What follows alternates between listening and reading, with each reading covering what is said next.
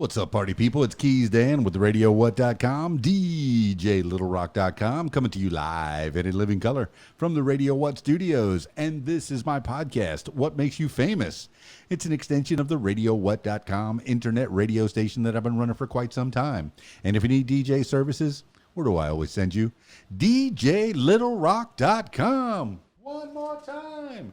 DJLittleRock.com. Check availability and get a free price quote. And maybe you can have me at your next event. You know I like to party with the people. The people need to be entertained. Let me entertain you. Are you not entertained?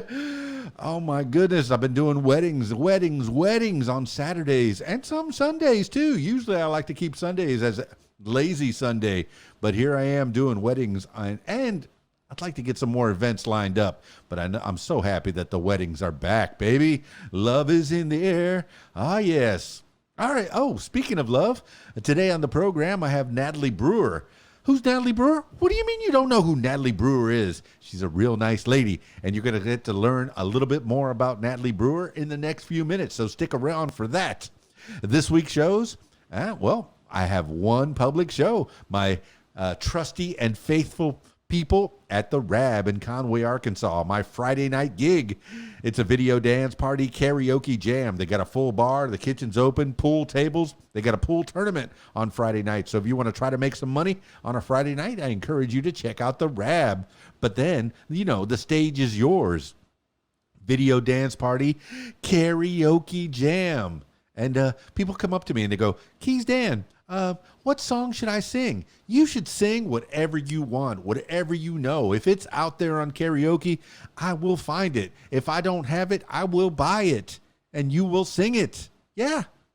I try to make it fun for everybody at the Rab, and who knows what theme it's going to be. And I don't have to stick on the theme. If there's a particular song you want to hear, if you want to dance, if you want to shake it because you've been working hard all week, what better way to spend your time than with your friends at the Rab? And you can listen to the song you want to listen to the song you want to hear and sing the song you want to sing at the Rab, Conway, Arkansas, 8 p.m. until 12:30 in the a.m. Friday night.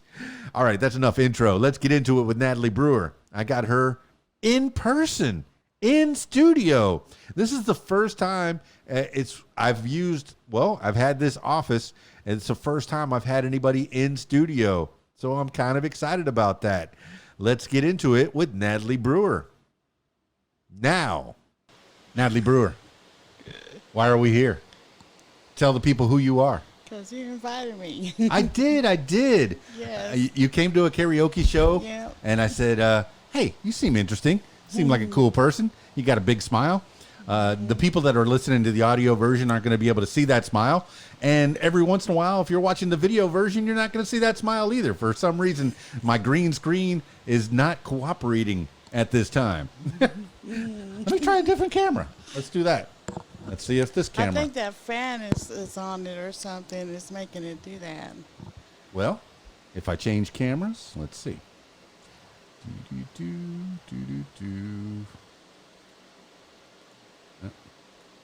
That's this. That's this. If I change to my C120. There you go. Yep. Make the red background. Try. Sometimes that one doesn't.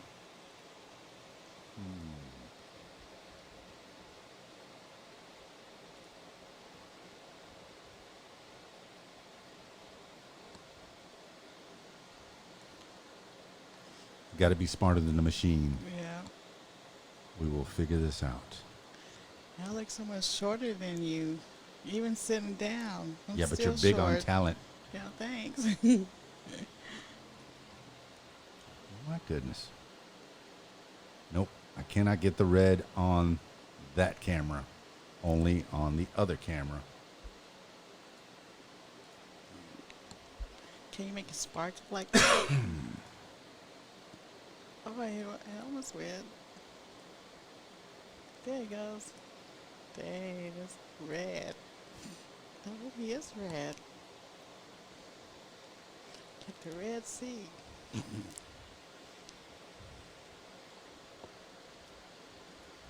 There it is. Okay, And you keep on fading away for some reason.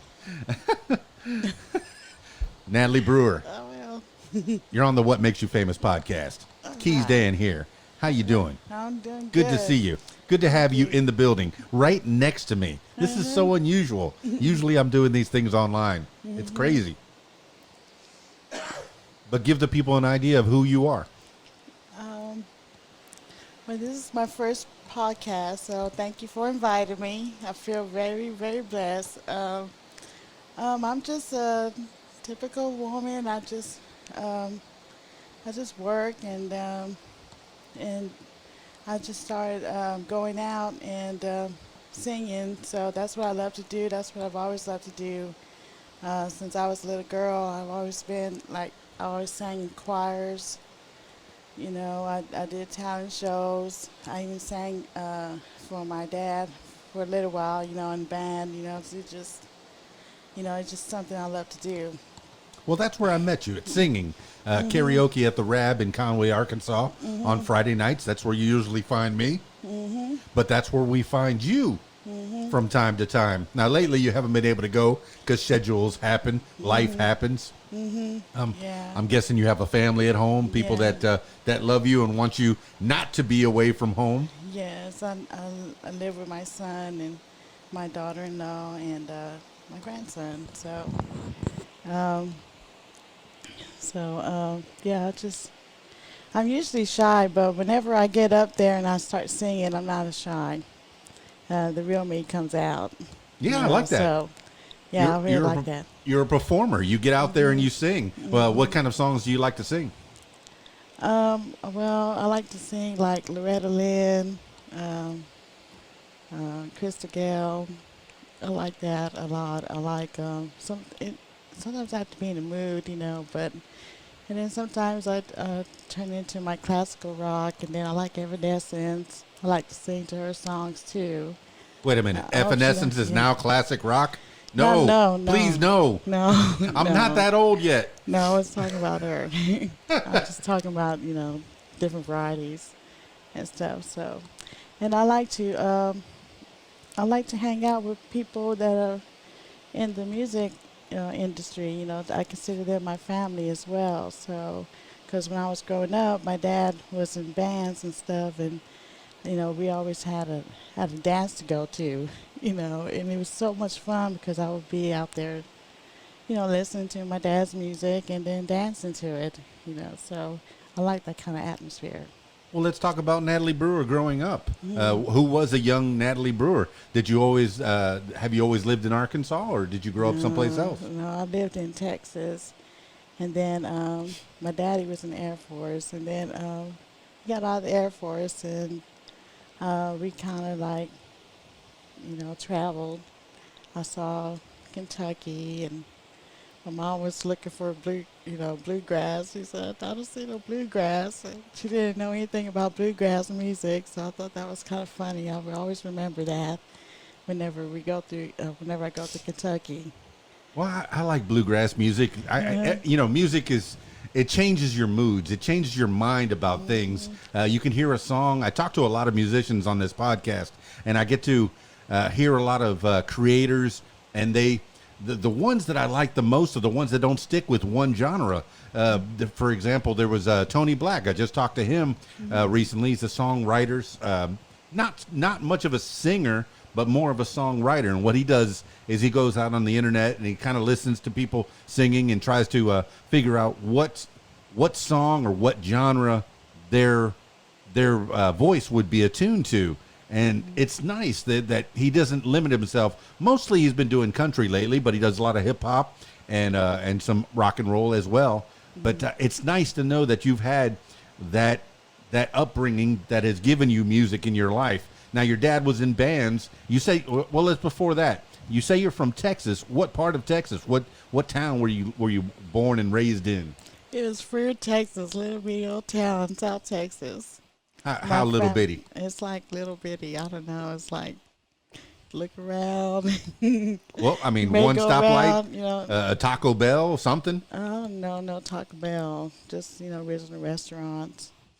You know, it's a small town. Well, what do you remember about Freer? You Yeah. said Freer, Texas, population under 1,000. I don't remember, but I went there, I think last Christmas, no, 2 Christmases ago, and it was still the same. You feel like everybody knows everybody? Yeah, that's where my family is original from. Are there still any of your people still there? Sorry. Some of them are, some of them aren't there.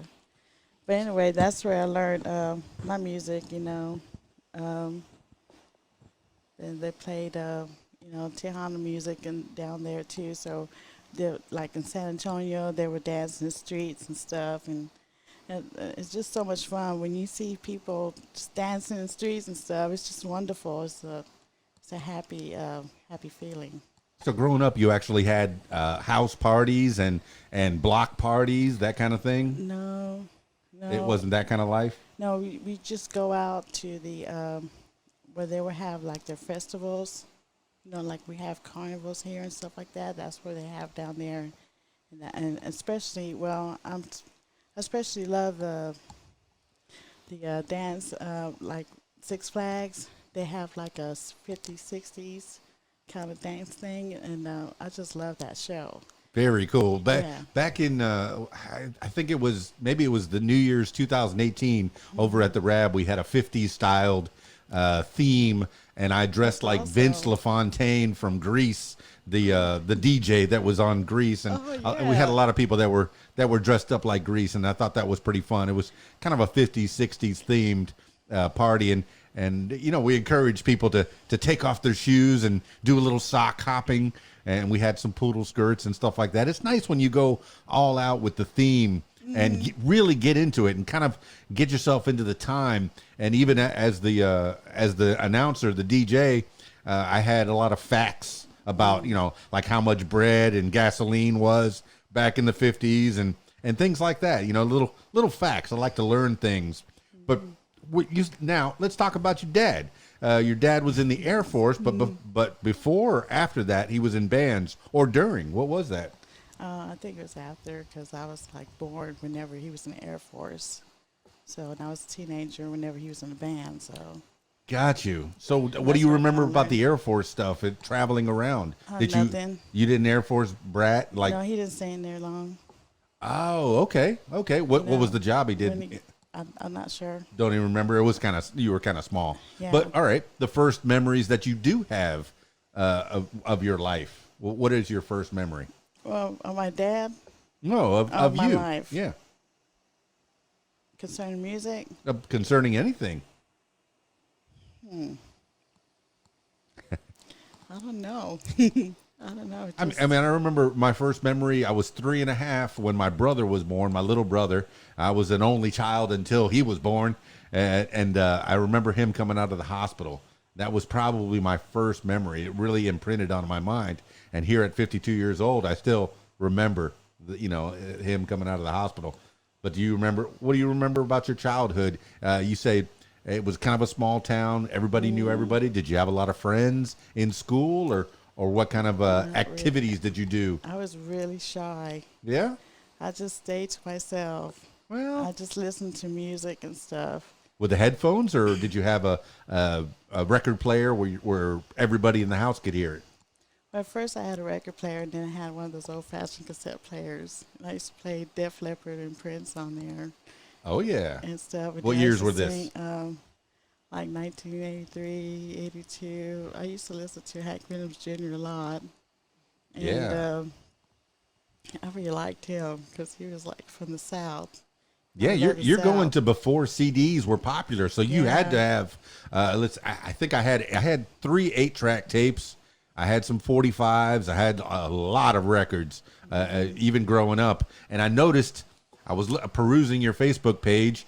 The second thing that's on there, probably something you posted recently, was Gordon Lightfoot's Sundown. That was one of the first records that I had, was Gord's Gold. Oh, yeah. And every once in a while I'll sing If You Could Read My Mind, and Sundown. I love it. And if you want to clear a party out, play the wreck of the Edmund Fitzgerald. Oh, yeah. That will clear the party out. Everybody will be like really sad, and it's time to go. Yeah, sad. But tell me about Gordon Lightfoot. Did you play a lot of him? Yeah, I did, and the reason why, because I can relate to it. I can relate the way he felt about her and stuff. Well, it's not just that. It's he has all different types of styles. My favorite group of all time is going to be Queen. Always going to be Queen. It has been since the mid '70s, and I've had a bunch of their albums before they got stolen. But that's a whole nother story. But Queen has different types of music. They can do pop, country, disco, an old timey song, all kinds of music in one group. I mean, who's your favorite people that you were listening to growing up? You said Def Leppard. No, I really liked Eddie Van Halen. Van I really loved Halen. him. I had his posters or pictures on the walls. Yeah. And I liked Ozzy Osbourne too. He was Did a you draw? rebel. Did you draw their little logos on your school books? No, I just sang to their songs. I just learned their words to the song and just sing to it. I mean, Van Halen had such a simple but such a perfect logo for Van Halen with the V and the H and the little wings on the side of it. Kind of the three lines that kind of reminded you of wings that they were flying around making their music. Now, did you like it when David Lee Roth left and Sammy Hagar took over? See, I'm not judgmental because I think David Lee Roth was just as good as Sammy Hagar. I love them both. They got different talents, different personalities and stuff. And, at the time that David Lee Roth was with Van Halen, he was kicking. He brought that new sensation, new sound, and he wasn't shy about, how to talk and, how to talk and walk and stuff. And Eddie Van Halen, he was just playing his guitar. It was just so much fun. And Sammy Hagar, I liked him a lot, especially that album Remote Love. I really like that album. That's one that has Why Can't This Be Love and Right Now. I Can't Drive 55. Oh, It's that one of was the older his ones. album before Yeah, the hand. yeah. Oh, for sure. Sorry, that Yeah. fell out of my head. It's That's been a okay. long time since I've been on terrestrial radio. Yeah. One of the things I used to like to do was take the albums, open them up, read the liner notes before I played one of the songs. cool, And yeah. you like to learn about the musicians Yeah. and the music and how it came to be. That's one thing that these kids today will never know what it is to get an album and to look at the pictures inside and the little liner notes and see what the band and maybe the producers thought to include in the album. You get artwork. And even if you don't have the record itself, the disc itself in the album, you can hang that album cover up on the wall and it becomes art. I mean, is that something that you did? You said you had posters up. Yeah, just Eddie Van Halen. That's it? Just Eddie Van Halen? Yeah. What? And then Backstreet Boys whenever they came out. Okay, all right. Well, that's a little bit later. Yeah. A little bit later on, but well, you're breathing you're breathing a lot of my air when you talk about the '80s. When you talk about the early '80s in particular, I'm class of 1986. What class were you? 1989. 89. See, you grew up around the same time, but you had Tejano music in Texas. I mean, I remember Selena for sure. I mean, everybody remembers Selena. Yeah, but that's where I developed my dancing skills because they would always have the quinceaneras and stuff. I love some of the music. I love dancing to it. It's real good dance music. For sure. Yeah. I wish I could do a Tejano night over at the Rab on Friday night.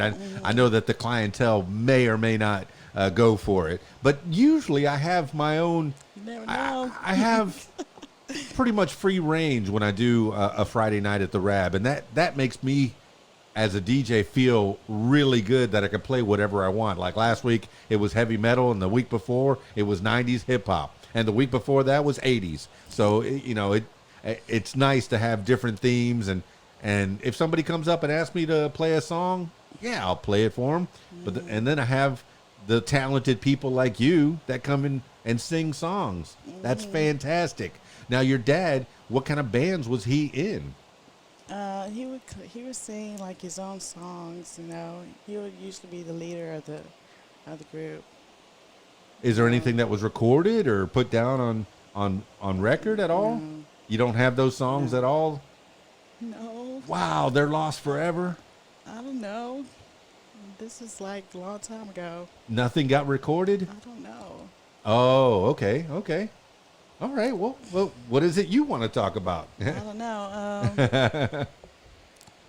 Like I said, this is my first time here. I also like Loretta McKenna. Do you know her?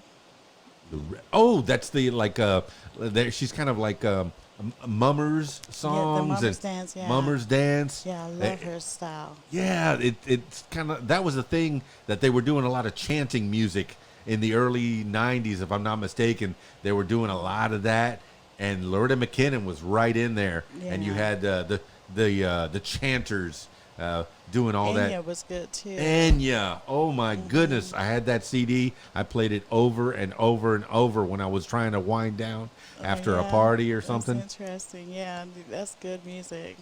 For That's sure. good. It's good. Like, to me, it's soul music. I really like that kind of music, that kind of style. And I also write poems and stuff. I don't write songs. And I'm trying to learn how to play guitar. So No at the kidding. moment, yeah, I'm going to try to turn my poems into songs.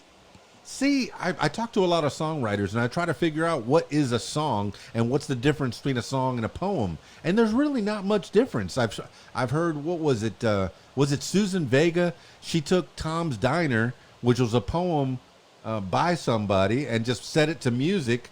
And then I think she told him after she had set it to music and said, "Here, I put your poem to music." I can't even remember who wrote Tom's Diner, and I'm sure people are screaming at their computers going, "I know who it was. I know who it was." And I remember hearing that song, and I thought, man, it doesn't flow like a regular song. It was walking in the that song. Oh, that my song, goodness. Tom's Diner. It's like a poem, and it really doesn't ring like a song because it's not a song. It's a poem that was just put to music. Wow. And I've heard a few songs like that. But when you're writing poetry, do you listen to music while you're writing? Sometimes. Sometimes I just get that feeling. I've been getting it a lot lately, though.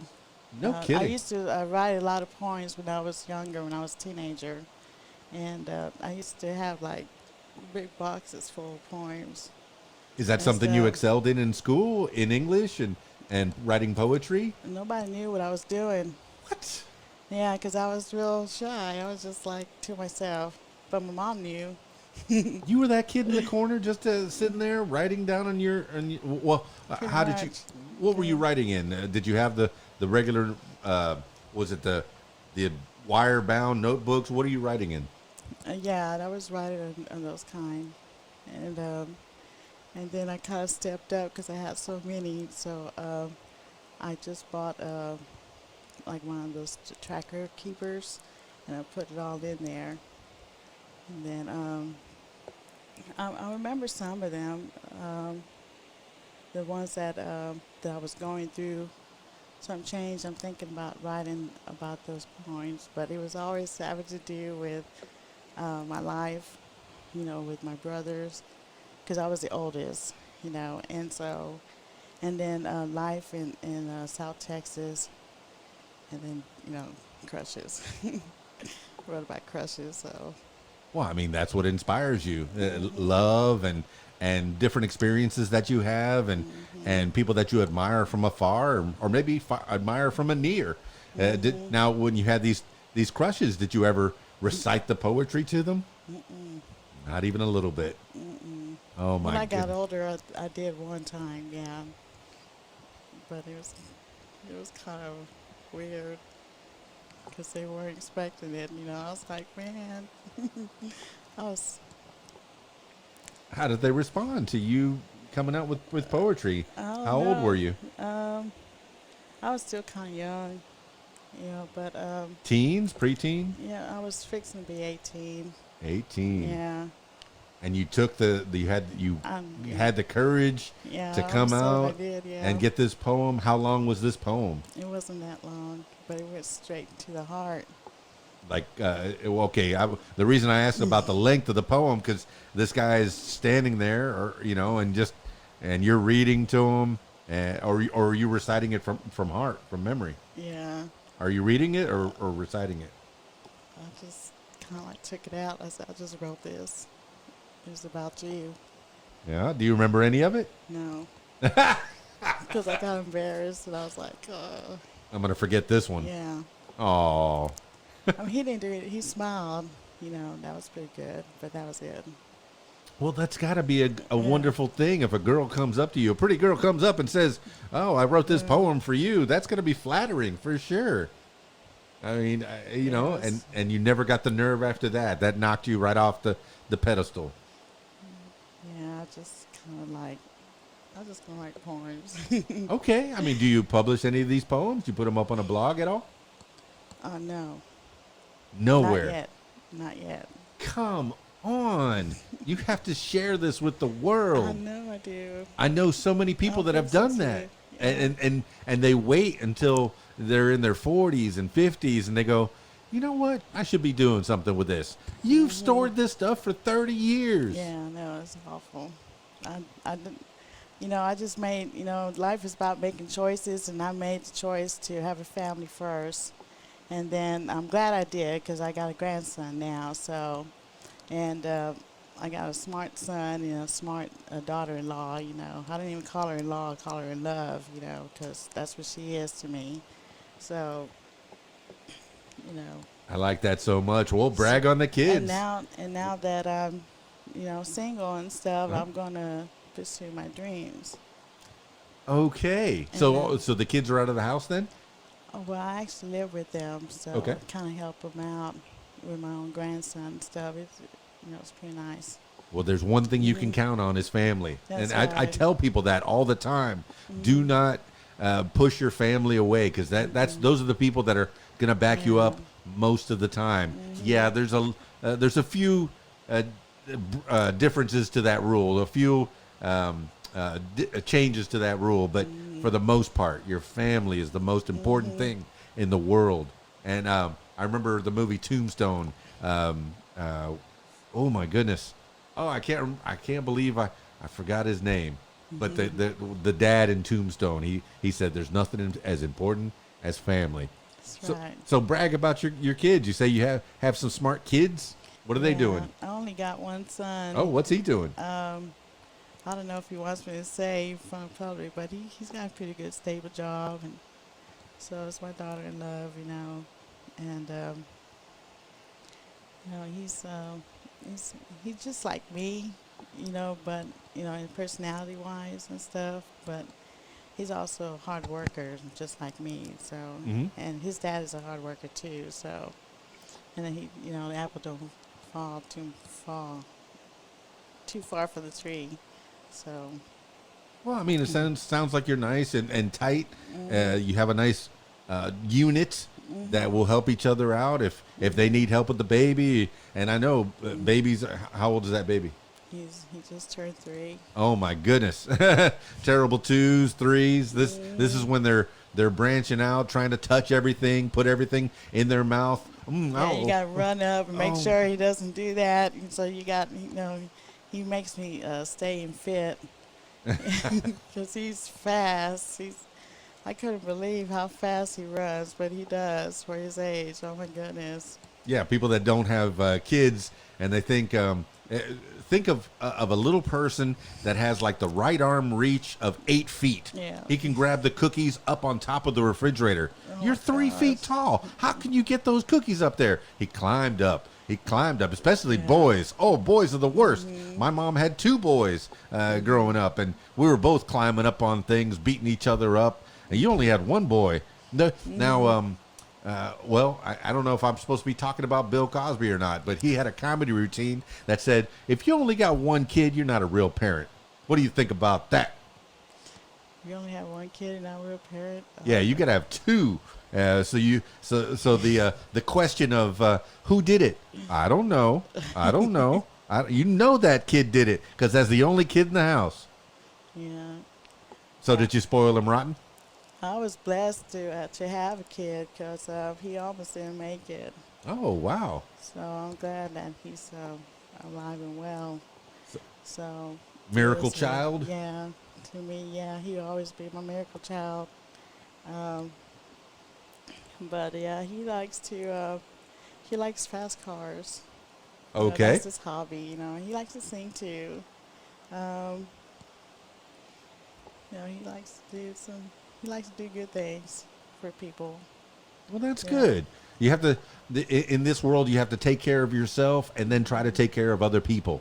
And that's what, well, that's why I made this podcast, is to talk to people and find out what they're all about, and promote you. If you have anything that you want to promote, anything that if you sell things, if you make things, if the poetry is definitely out there.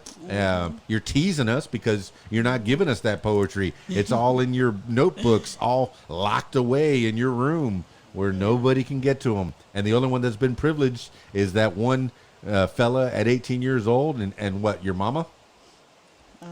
Who else has heard these poems? Nobody has. Nobody. The ones that I just, because for a long time I haven't been writing because I've been, doing my family thing. But I just recently, like a few months ago, started writing. And so I was trying to get it all together and stuff. And then thinking about, sharing it with the world. Yeah, there's plenty of blogs and places that you can put things. There's even places that you can publish, and maybe people will throw you a couple of bucks, and you might get some revenue. Nice. I mean, a lot of people don't do it. They go, oh, I just do it because I love to do it. But it's nice if you can make a couple extra dollars and put some extra cheese in your pocket. I mean, you got a grandkid that you need to spoil. That this way, when you send that grandkid back to your son and daughter-in-love, he's all spoiled. And oh, But at least he's happy. He's I gotta hate be when happy. I hate when he comes back from grandma's, because we have to retrain him. Yeah. And that's what you're supposed to be doing. Yeah, he's real happy. That makes me happy. So. Well, that's good. I could tell you light up. You'd light up when you talk about your family, and that's a beautiful thing. You lit up when you talked about your mom, your dad. What did you take away from your mom? What did she do?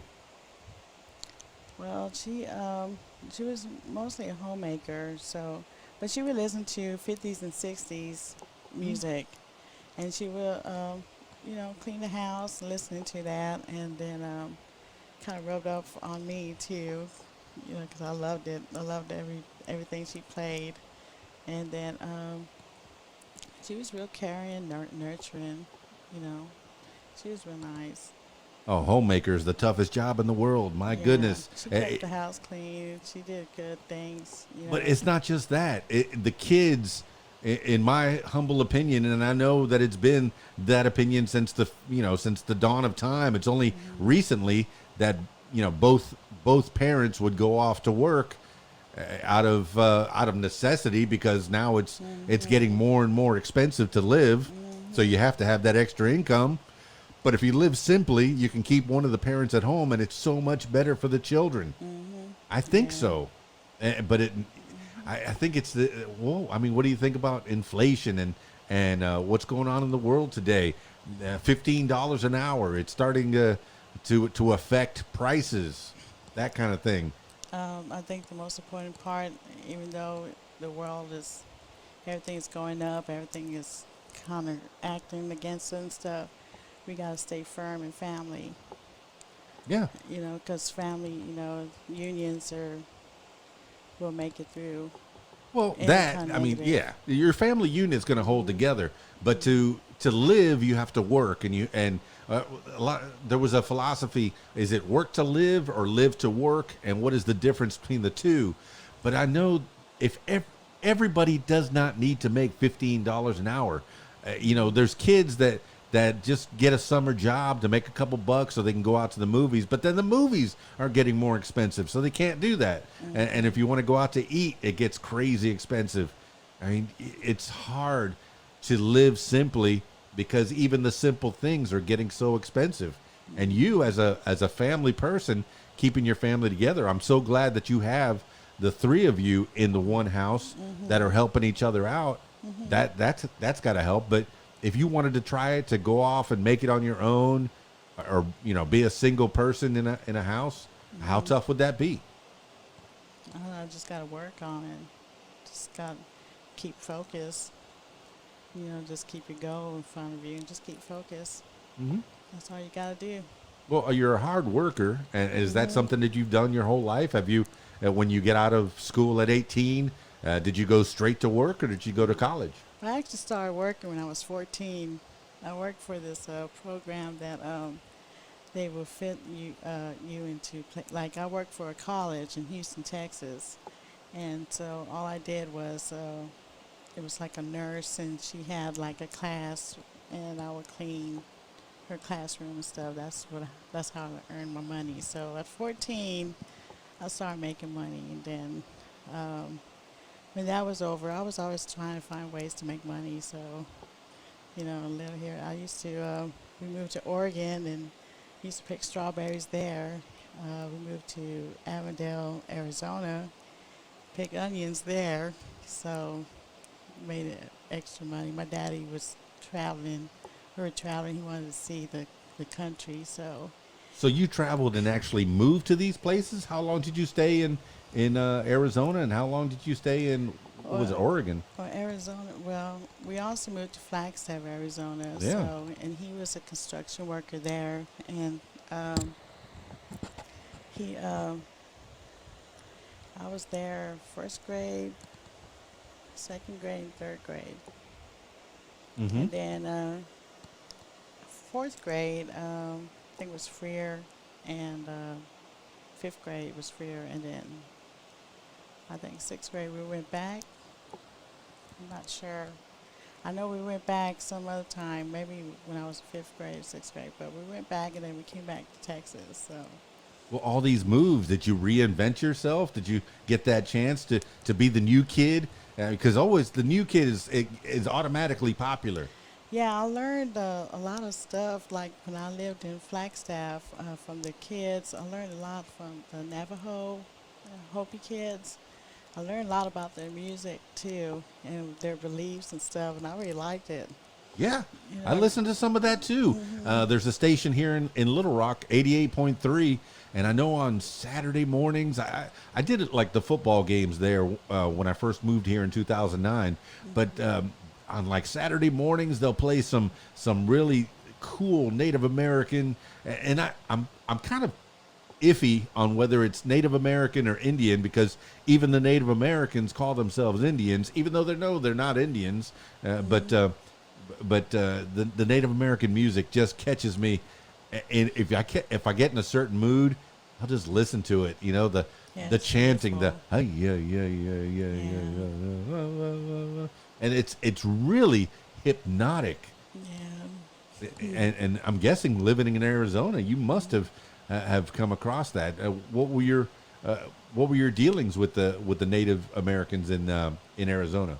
Did you get to play with them? And yeah, in school, yeah, and I got to listen to them, listen to how they lived and stuff. They were really happy people. Were you living on or near the reservation somewhere? Yeah, they said they had a reservation there, so but I never went to it. It was kind of private. But some of the kids went to a public school, or what school were you going to? Well, all I can remember in Flagstaff is Killip School, went there, and Weitzel, Wietzel. I ain't been there since first grade. I still remember it. Oh, I get it. I remember my first grade teacher was Miss Brightwig in Miami, Florida. And that was I went to kindergarten and first grade in public school. Then I went to Catholic school until sixth grade. Ugh, that messed me up a lot.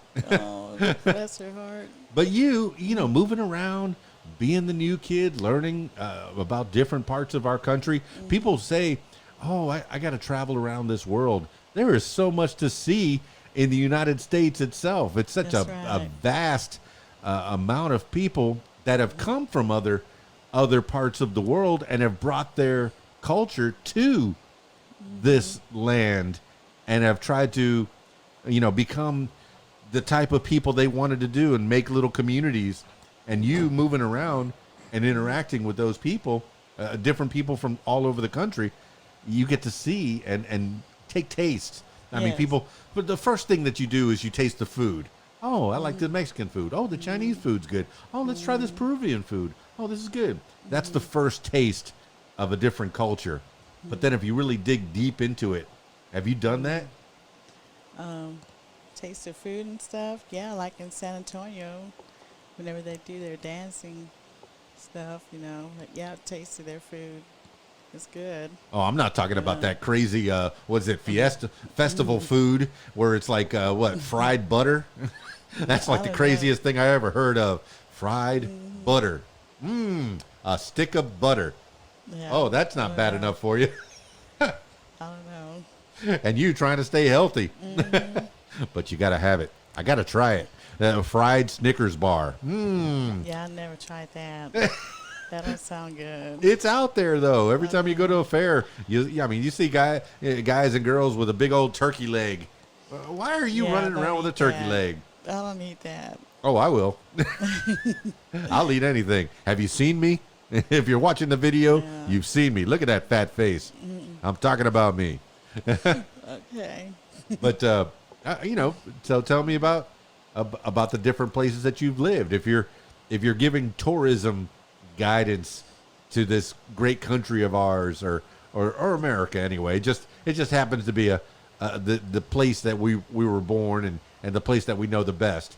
But you probably know it better than I do. I haven't spent a lot of time north of the Mason-Dixon. You've been to Oregon. My brother's up there in Walla Walla, Washington. I need to go visit with him and find out what that's all about up there. Yeah, when I was younger, I used to go to concerts. When I was single, when I was in my 30s, I used to go to concerts. I even went to Little Rock band concerts and What were your favorites? 13X. 13X. Yes, I've been chatting with them. They're a local band here in Yeah, they're close. I've known them for probably more than 10 years, maybe 13. Wow. Yeah, they were. I think they were just starting out when I met them at the Metroplex. How about that? Yeah, and I just started listening to them and stuff, and I was like, man, they really rock. I really like them. Yeah, I like supporting the local bands. I've had a few of them on the podcast. The local bands, not just from Arkansas, but also from Texas.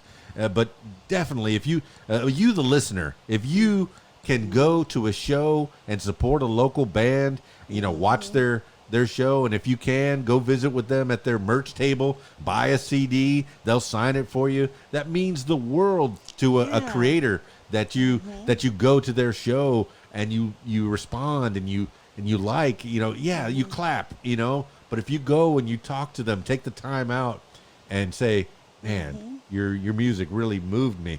Well, what about 13X really moved you? I just like how they express themselves through their songs, through their music. And it was really rocking. I really liked it.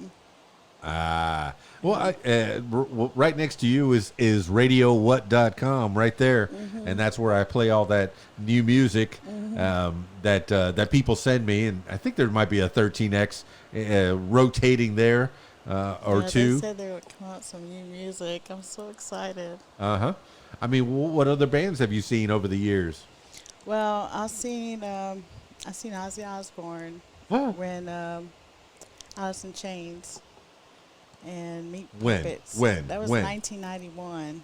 91. Yeah, and they told Ozzy if he bit off the head of a bat or something, they would kick him out, and he sure enough did it. He was a Barton Coliseum. What have you heard about that story? The story that I've heard is that, Ozzy being Ozzy, way back when, somebody threw up a bat. He thought it was like a toy or or like a candied bat, and he bit it off. This is the story that I've heard, that he bit the head off, and he goes, "Ooh, that was a real bat." And then, what was the story that you've heard about that? He didn't look shocked. It looked like it was planned. It was gross. I had to turn away, but. Well, by 91, I think one of his kids was born, right? Was Jack or oh my goodness, I can't remember the other The other girl's name. The girl's name. I forgot her Kelly. name. Kelly Yeah, Osbourne. yeah. Okay. Was it when Jack or Kelly was born? His music style changed because it used to be rock, rock, rock, rock, and then it was "Mama, I'm coming home" and "No More Tears." Yeah, I like that. It- I thought that was a real good switch. I thought that was really nice. But that's what kids do to you. They mellow you out. They'll drive you crazy, but then you want to protect them so much. And even Ozzy Osbourne of Black Sabbath, one of the rockinest bands ever. Even he calmed down when kids were when he gets married to Sharon, when he has Jack and then Kelly. Yeah. Yeah, family's important. Family. I mean, that's the through line to this whole podcast is that family from start to finish is going to be helping you out. And you want to protect them as much as you can. And that's what we need to be doing. I can't solve what's going on in the Middle East. That's crazy over there. They need to take care of what's going on for themselves. All I can do praying for is that. take care of, absolutely. Yeah. All I can do That's not is right. take care of my front yard. And then, I think globally, I wish and I hope that Yeah, things we got- over there were better, especially for the ladies. Because I'm listening to NPR this morning, and they're talking to one of the Taliban spokespeople, and he's being real dodgy.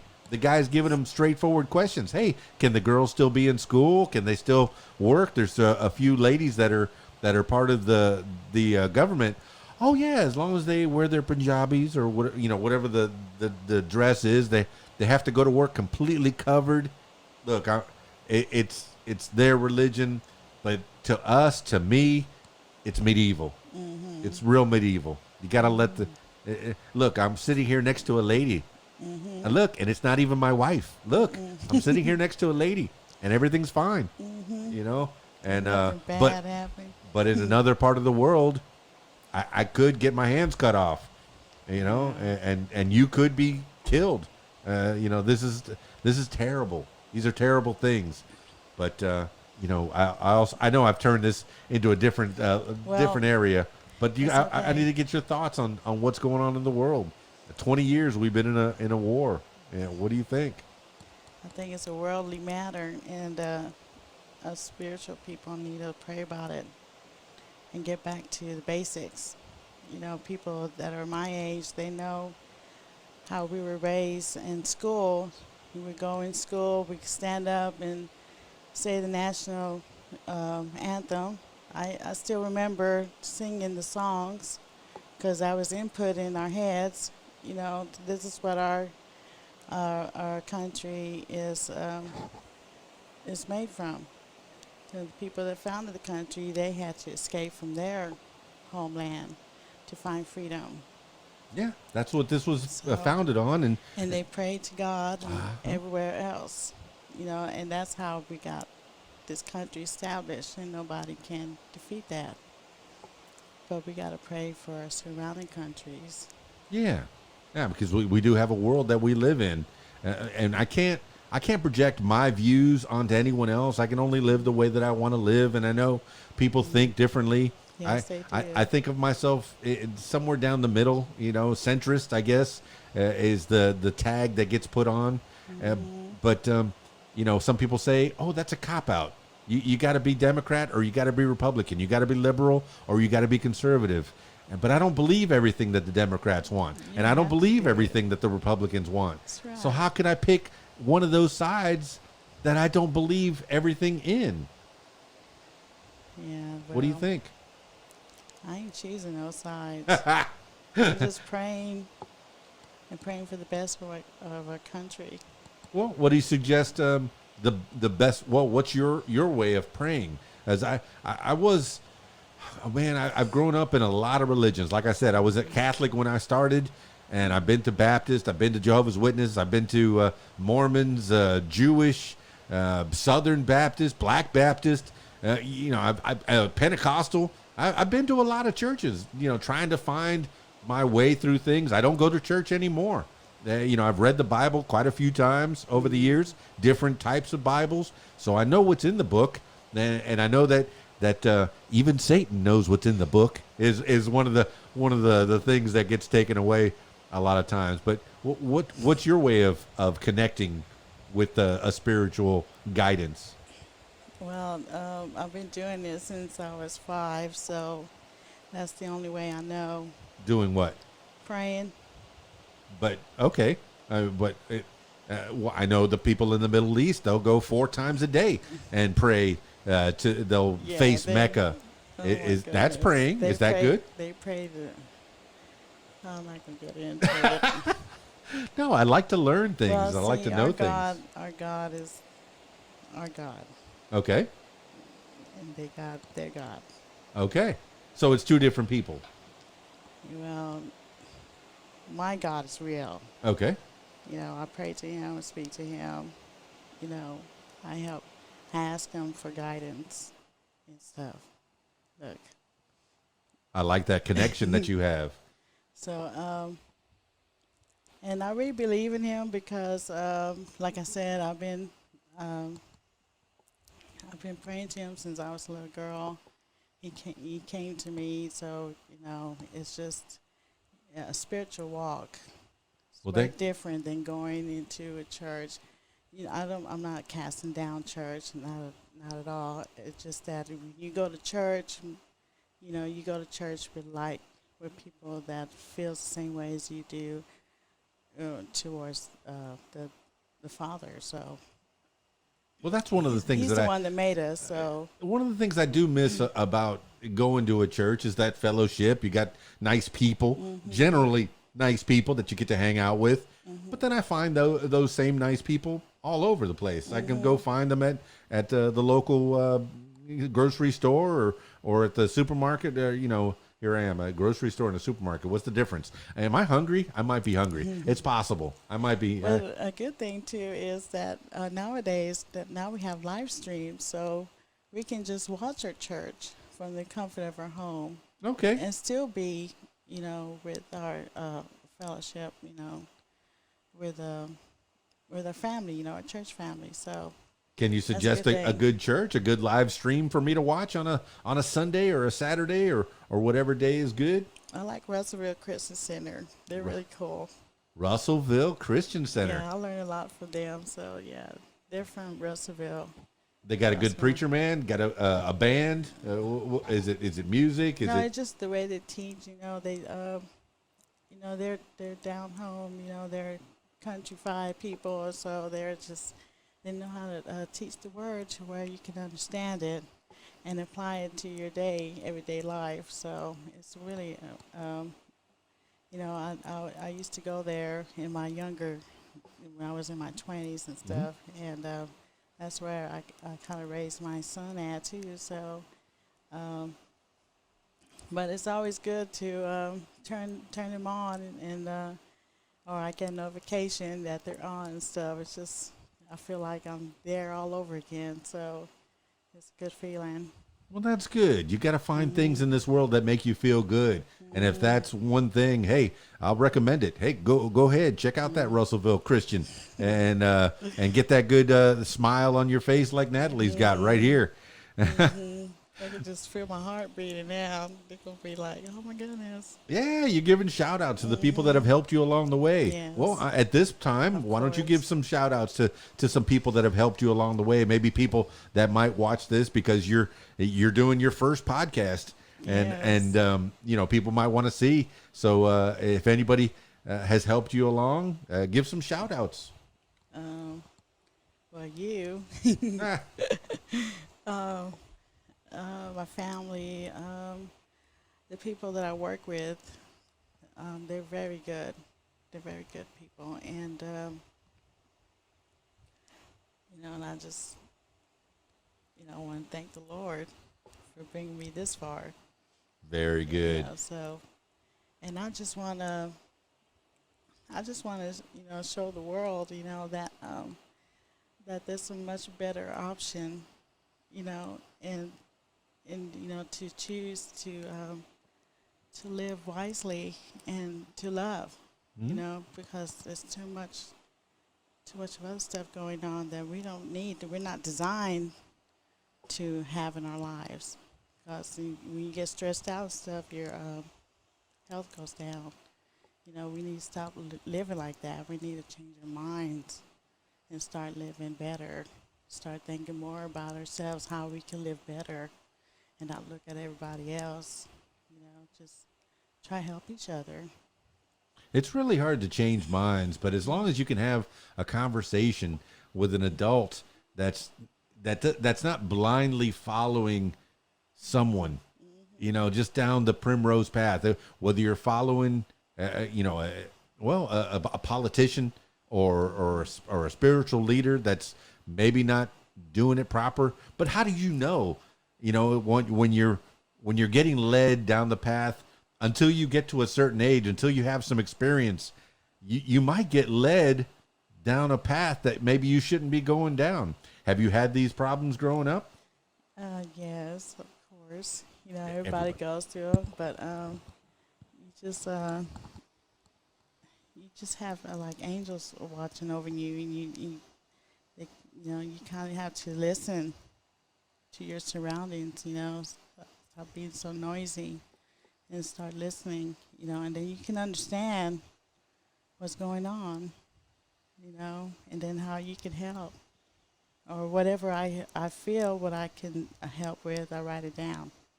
Natalie Brewer, I love that you have your faith that is guiding you, that helps you. People that believe that there's a spiritual guidance. I mean, I've lost my faith over the years. I don't know whether there's a God, or I can't tell you whether there is or isn't. So that makes me agnostic now. Great, I have another label, but I don't know whether what happens after you die. I like science. I believe in the scientists that are telling us that there's going to be problems if we don't fix our world, if we don't take care of what's going on. Would you close that door real quick? Mm-hmm. Here.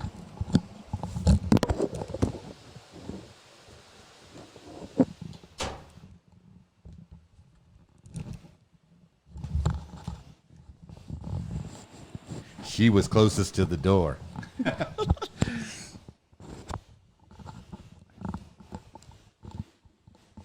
Oh, now you got the mic on the opposite side. Yeah, how that happened. It flips around. Yeah. But either way, I mean, we have to take care of each other. That's bottom line, right? But how do you feel like you help your community? You say you have, your coworkers. You have some good coworkers, and that's one way that you help the community. Is if you do your job right, you become a fine, upstanding citizen of the community. Yeah, everybody's watching too. You got cameras on you while you're working? No, but they're probably watching this. I got good customers too that come into our business. So, and sometimes it's such a big store, it's a lot of responsibilities. But sometimes we have too much customers come in, so I like to help out and check them out and stuff, and just, Well, just show happiness. You don't have to say what job you're doing, but what kind of job you're doing. What do you do for work? It's like retail. Retail? But, yeah, but I do all kinds of... Like a cashier, or you're stocking shelves somewhere? I do that too. Okay. Whatever needs to be done, Well, that's nice. I worked at Kmart when I was back in '92. And I remember I worked in every department because I wanted to learn everything about the store. And cashier, bagging, the sportswear, ladies wear. I worked in ladies wear. And then when I worked at the grocery store, I worked at Publix down in Florida. And I worked in every department there: deli, meat department, produce. It's nice to learn all the jobs. Have you been in all the jobs that are there? Do you try to learn stuff? Yeah, I used to live in Pensacola, and I worked at a deli, like a gas station and stuff. And I worked there for about, I think, 2 years. And I cooked for the people and stuff like that. And it was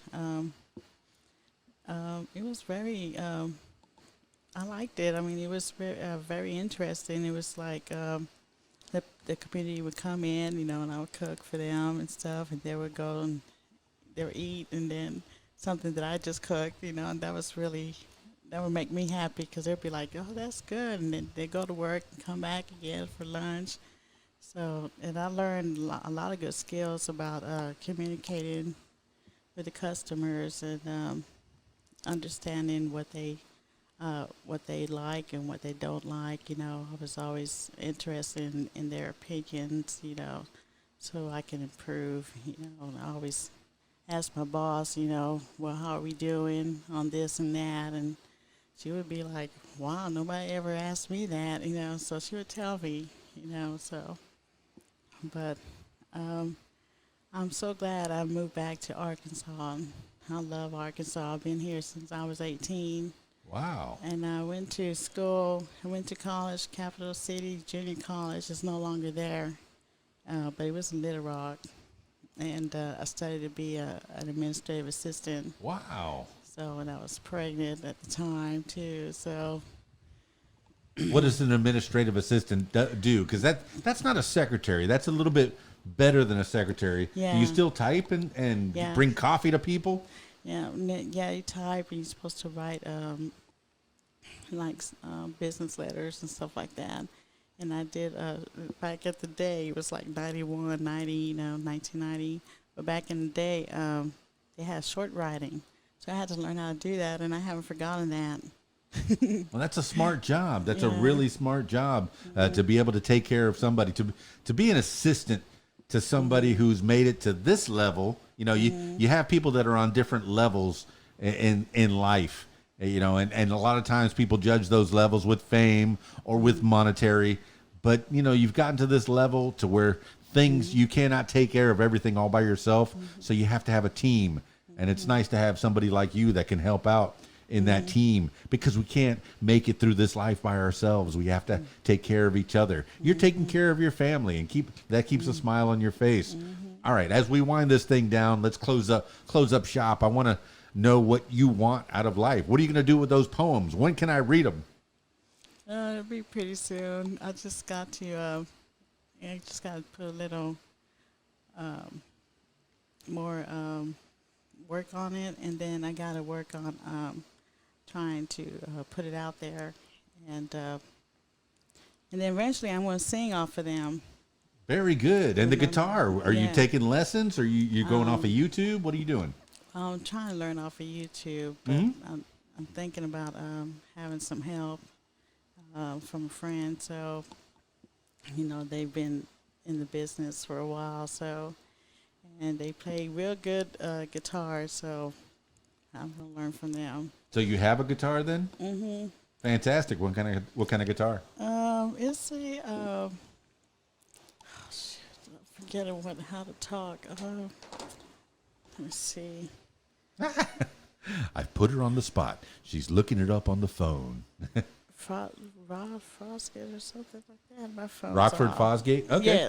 Yes. That I didn't know they made guitars. I know It's they make red too. Oh, I know they make electronic equipment. I've had some speakers by them over the years. So, yeah, pretty It's cool. very pretty. It's a pretty guitar, and it sounds good too. So I just need to learn, and then How once long I how learn, long have you been trying to play this thing? I think like 2 months. It's not easy. Yeah, it's not. Now, when you're learning on YouTube, and I fully believe that college is going to be a thing of the past. Is that controversial? Everything you can find it on the internet. You could find it on YouTube. You could find it on Google or Bing it, you know. But, you know, if you want to learn anything, you may not even need to go to college. It's right there on YouTube. Somebody knows it. Yeah, I try to learn Ring of Fire. Now, did you learn That's too tabs or with hard. chords? No, I just got an acoustical guitar. But is it tabs or chords? Are you learning The actually chords, yeah. really how to read music? Yeah, how to read it and play it. That's fantastic. Well, I hope your friends help you out as well. I had a doctor back in, I guess the mid to late 90s. It must have been the late 90s. I was trying to play guitar, and he played jazz guitar down in Miami, and we worked together in the emergency room there at Baptist Hospital. Represent. That's awesome. Yeah, but he was trying to teach me on our off time how to play guitar, and I learned a few chords. I learned some power chords and some scales and stuff, and nothing that I could take on stage and become a musician with. But it was kind of fun working my fingers that way and actually playing music. But you have the opportunity already. You have words. You have melodies that are probably in your head while you're reading these words. You could probably go la la la la la while you're reading them, and then if you had the ability to put it on a guitar, oh, that's fantastic. Yeah, it would be cool. That would be cool. So, do you have any of those poems in your head that you want to recite as we close this thing up? Oh no. I put her on the spot once again. She's going for the phone. You don't have one of these memorized? One of your favorites? No, because I'm just writing it all along. Oh, she brought the notebook. The notebook. You know, they're kind of saucy. Wait a minute. I'm privileged to see them. I'm looking over her shoulder right now. She's kind of hiding on the other side of the desk. Some of them are like, oh no. Well, this is your podcast. Tantillate the people. Give them a little taste of what Natalie Brewer's poetry is going to be like. Oh my gosh. This will be your last words for the people. A poem by Natalie Brewer. No, better not say that one. Okay.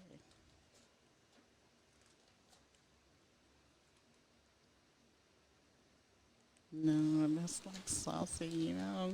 I'm not looking. Read the one you want. All right, this is just a little bit of it, okay? Okay. This is about liking my Facebook status.